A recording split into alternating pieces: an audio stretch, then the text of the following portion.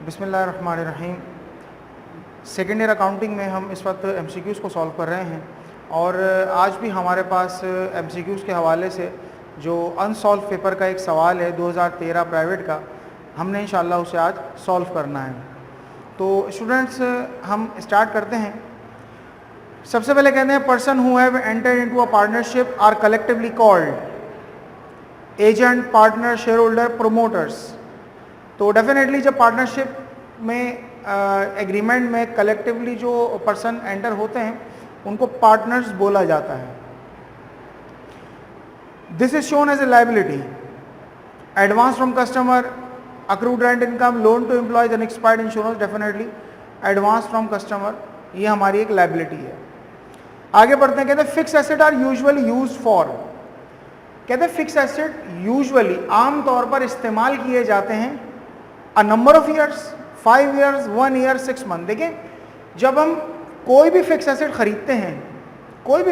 खरीदते हैं तो ये बात दुरुस्त है कि हम खरीदते वक्त उसकी लाइफ ज़रूर मालूम करते हैं ताकि हम उसके ऊपर डेप्रिसिएशन को चार्ज कर सकें।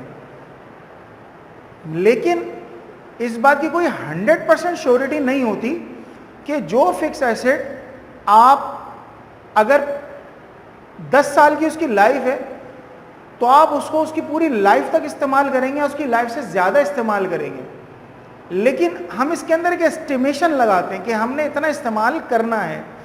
तो फिक्स एसेट के हवाले से एक बात जनरली है कि हम फिक्स एसेट को कोई फिक्स टाइम पीरियड के लिए इस्तेमाल नहीं करते। तो इसलिए यहाँ पर जो एक ऑप्शन है अ नंबर ऑफ ईयर्स, ये इसका सबसे बेस्ट ऑप्शन है कि एक अंदाज़ा है हमारा कि आप जिस घर में रह रहे हैं या जिस दुकान को आपने जो है अपने पास से ख़रीदा है, तो वो दुकान आप अपने पास बिज़नेस के लिए आपने ख़रीदी, तो आप ये नहीं कह सकते कि बस मैं 5 साल के बाद ये दुकान को बेच दूंगा या 10 साल के बाद ये दुकान को या 1 साल के बाद। आप कहते हैं हाँ यार मैं इसको कंटिन्यू करूँगा। तो इसका मतलब ये है कि अ नंबर ऑफ ईयर्स, इसमें हमारे पास कोई लिमिटेशन या बाउंड्री नहीं होती कि हमारे पास कोई लिमिटेशन या बाउंड्री आ जाए। तो इसके लिए बेस्ट आंसर ये कि फिक्स एसेट नॉर्मली जो इस्तेमाल होते हैं नंबर ऑफ ईयर्स के लिए होते हैं, वो कम या ज़्यादा हो सकते हैं। आगे बढ़ते हैं, कहते हैं depreciation is a process of valuation, cost allocation, cost accumulation, appraisal. Cost allocation का प्रोसेस होता है डेप्रिसिएशन का। थोड़ा सा हम इसमें मजीद आगे बढ़ते हैं। कहते हैं the amount collect from the members by a non profit organisation on annual basis is called. कहते हैं कि जो अमाउंट आपने कलेक्ट करी है मेंबर से नॉन प्रॉफिट ऑर्गेनाइजेशन में एनुअल बेसिस पर जो अमाउंट कलेक्ट की जाती है उसे क्या कहा जाता है? Donation, legacy, commission. डेफिनेटली ये सब्सक्रिप्शन होती है जिसमें पर्टिकुलरली हम एनुअल बेसिस के ऊपर अपनी जो अमाउंट है वो इदारे में जिसमें हम रजिस्टर्ड होते हैं, जहाँ की मेंबरशिप होती है, हम वहाँ पर दे रहे होते हैं। ठीक है, थोड़ा सा हम और आगे बढ़ते हैं इसमें।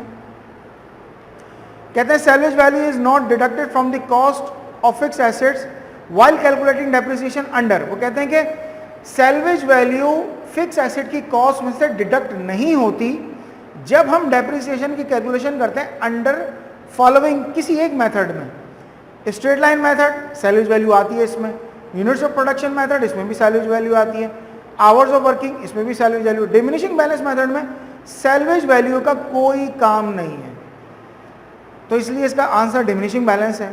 आगे चलते the share capital through which a company is registered is called. वो कैपिटल के जिसके जरिए कंपनी ने खुद को रजिस्टर्ड करवाया हो वो क्या कहलाता है? वो कहलाता है ऑथोराइज कैपिटल। आगे बढ़ते हैं, फॉलो प्रॉफिट और loss of the company is transfer to.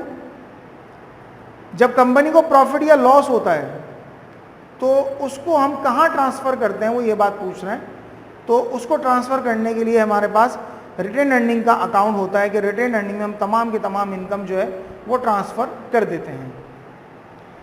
आगे कहते हैं non profit organisation are establish for. कहते हैं नॉन प्रॉफिट ऑर्गेनाइजेशन जो आप बनती हैं उनको किस मकसद से बनाया जाता है? उनका मकसद क्या होता है? क्या अर्निंग प्रॉफिट उनका मकसद है?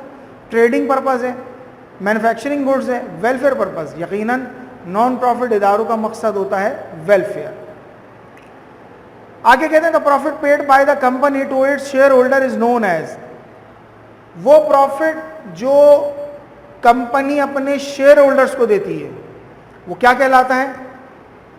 प्रॉफिट, डिविडेंड, कमीशन, इंटरेस्ट, यकीनन डिविडेंड ही कहलाता है। A public company, public limited company is manage by it's, कहते हैं पब्लिक लिमिटेड कंपनी जो होती है उसे मैनेज कौन करता है?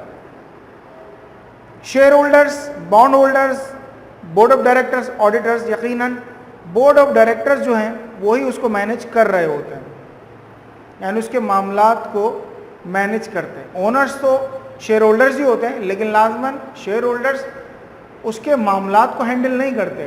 बोर्ड ऑफ डायरेक्टर्स हैं जो मुख्तलिफ डिपार्टमेंट्स बनाते हैं और हर डिपार्टमेंट में किसी न किसी को मुकर्रर किया जाता है एज ए डिपार्टमेंटल हेड। तो वो कोई डायरेक्टर भी हो सकता है, वो कोई मैनेजर भी हो सकता है, वो कोई सीनियर मैनेजर भी हो सकता है, कोई भी हो सकता है। तो ये तमाम मामला बोर्ड ऑफ डायरेक्टर देख रहे होता है।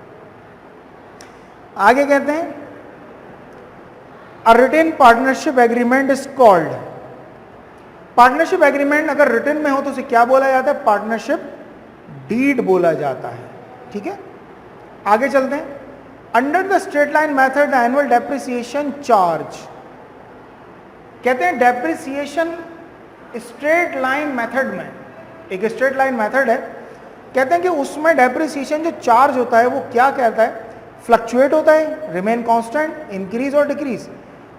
रिमेन कांस्टेंट रहता है, हर साल एक जैसा डेप्रिसिएशन निकलता है।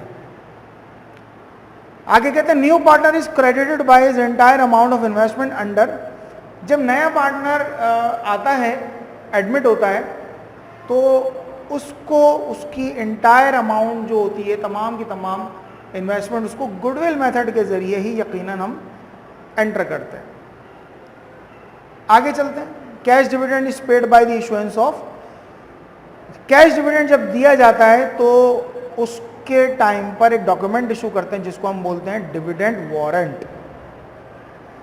आगे चलते हैं, कहते हैं example of non profit making organisation is, वो कहते हैं कि नीचे जो ऑप्शन दिए हैं उनमें से एग्जाम्पल, एक एग्जाम्पल है नॉन प्रॉफिट ऑर्गेनाइजेशन की, fan factory, sugar mill, private college, none of these. यकीनन नन ऑफ दीज, क्योंकि अजीब बात है इन तीनों ऑप्शंस में से कोई भी ऐसा नहीं है कि जो हमें कह सकें कि नॉन प्रॉफिट इदारा। फैन फैक्ट्री बिजनेस करती है, प्राइवेट कॉलेज भी बिजनेस करता है, शुगर मिल भी बिजनेस करती है, तो इसका आंसर नन ऑफ दीज है। आगे बढ़ते हैं, वो कहते हैं कि in single entry system statement of assets, liabilities and capital is called, कहते हैं सिंगल एंट्री में स्टेटमेंट ऑफ एसेट्स, लायबिलिटीज और कैपिटल ये क्या कहलाता है?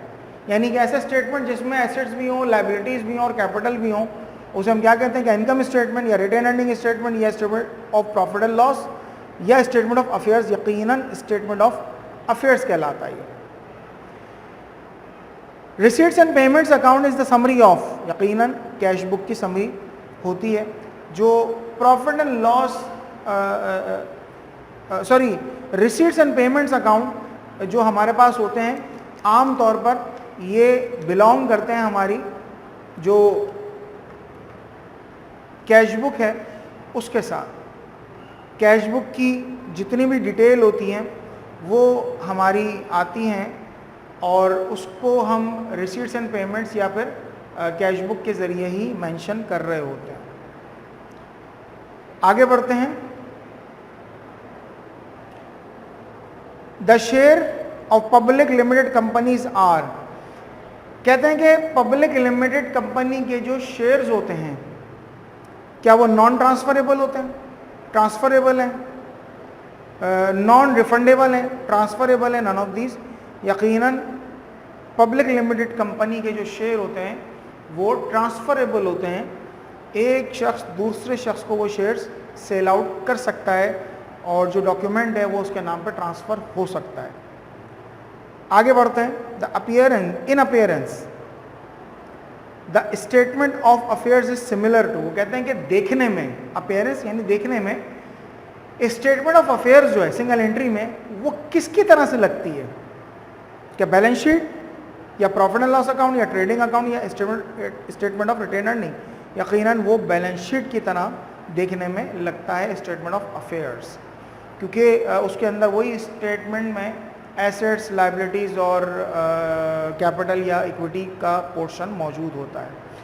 तो स्टूडेंट, इस तरह हमारे पास ये जो क्वेश्चन है, ये जो MCQs हैं अल्हम्दुलिल्लाह कंप्लीट हो गए, और इंशाल्लाह हम कोशिश करेंगे कि अगली वीडियो में हम अगले ईयर को सॉल्व करें।